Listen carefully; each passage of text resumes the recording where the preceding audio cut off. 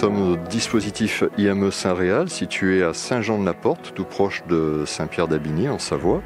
L'objectif de cette institution, qui existe depuis 1967, est d'accompagner des jeunes dans leur scolarité, afin de leur permettre de pouvoir ensuite être inclus dans la société civile, autant sur le plan social que sur le plan scolaire. Notre action principalement traite des apprentissages scolaires auprès d'un public qui a des troubles du comportement, mais qui est surtout atteint de déficience et de handicap. Nous essayons, nous, de compenser ce handicap par différents moyens et avec cela, pour cela plutôt, nous avons des équipes donc thérapeutiques, éducatives et pédagogiques concernant la scolarité, des enseignants étant mis à notre disposition. On accueille 50 enfants ici, il y a à peu près 40, un peu plus de 40 salariés, donc thérapeutes, enseignants de l'éducation nationale ou éducateurs, ainsi que les services généraux. On accueille une vingtaine d'autistes parmi ces déficients intellectuels et on travaille de plus en plus l'inclusion, c'est-à-dire l'inclusion scolaire. De plus en plus, on est un peu freiné aujourd'hui avec la Covid.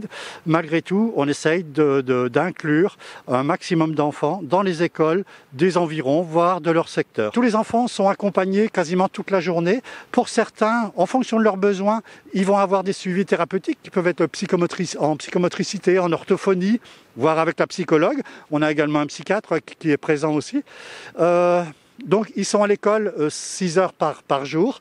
Et entre ces 6 heures-là, donc c'est 3 heures le matin, 3 heures l'après-midi, ils sont accompagnés par des éducateurs, donc pour le repas de midi, pour le lever du matin ou pour les soirées, donc c'est des veillées, c'est des activités, et puis le temps du coucher, enfin voilà. Il y a un travail aussi également sur l'hygiène. C'est un accompagnement au quotidien pour tous les enfants pour essayer de les rendre le plus autonomes possible. Le service a évolué ces dernières années, en ce sens que les parents souhaitent de plus en plus que les enfants soient maintenus à domicile, dans l'école dans laquelle, ou autour de laquelle en tout cas ils habitent, et de plus en plus nous exportons entre guillemets notre prestation, notre accompagnement auprès des familles, dans leur quartier, dans l'école dans laquelle ils font leur scolarité.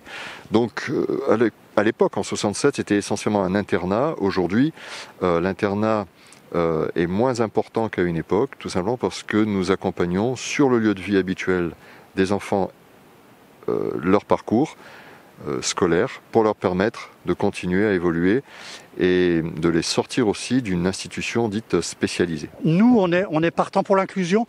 On ne rattrapera jamais, mais certains pays comme le Danemark sont très en avance. Tous les enfants handicapés sont inclus dans le système ordinaire et sont, je dirais, bien accueillis par les autres, par le système ordinaire, par les autres élèves, parce que ça fait partie de leur quotidien.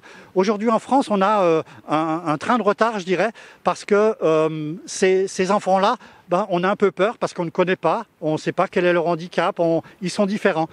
Malgré tout, c'est des enfants qui sont capables de montrer beaucoup de choses et dans le milieu ordinaire, ils sont capables de montrer encore plus et je dirais de vivre avec les autres. Ils sont quasiment tous en capacité de le faire et je dirais c'est une chance pour eux, mais c'est aussi une chance pour les élèves ordinaires que de les accueillir, que de vivre avec et je dirais toute la société.